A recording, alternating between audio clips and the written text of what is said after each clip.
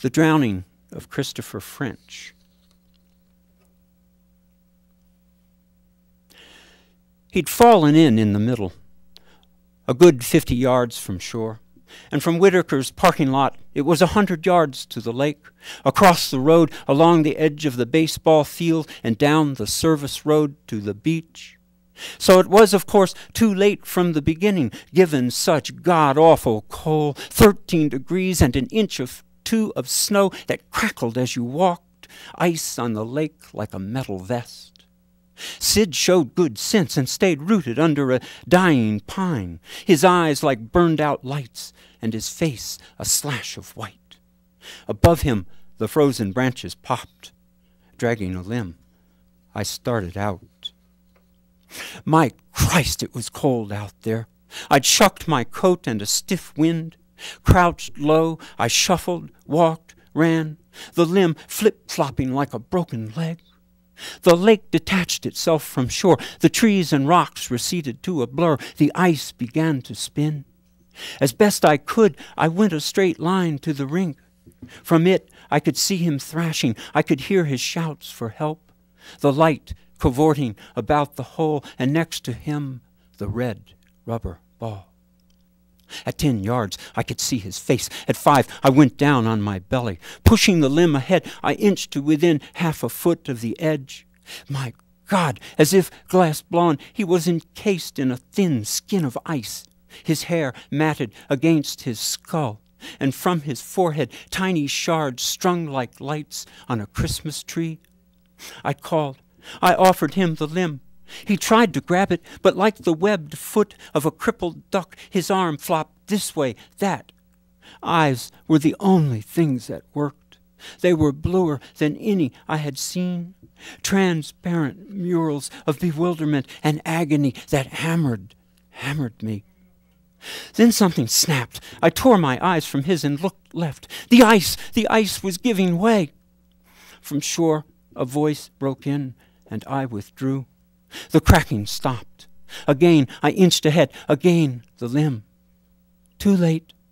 All I could do was watch as he went down, the red ball bobbing in the backwash like a fallen sun.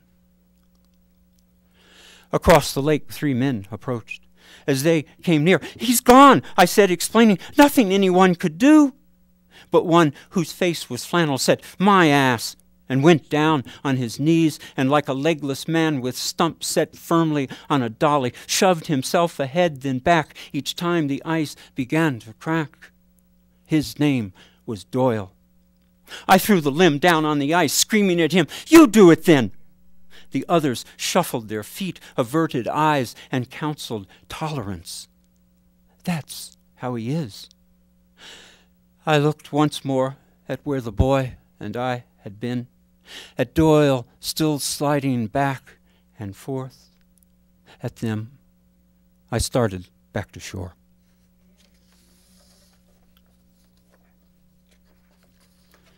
For my final poem, first I would like to thank MD and all the staff here at the station for having me, taking a chance on a stranger. The last poem, however, I would like to dedicate to Jared and Deborah Smith, who made this all possible. Jared is a simply marvelous poet and now a very dear friend. Jared's book, The Graves Grow Bigger Between Generations, marvelous book, absolutely marvelous book, and it too is full of light and dark. This poem sort of picks up on both of those, and it's an apt place to end. So thank you all, and again, hello Colorado. I'm really happy to be back here. This is called Reading Jared in the Middle of the Night.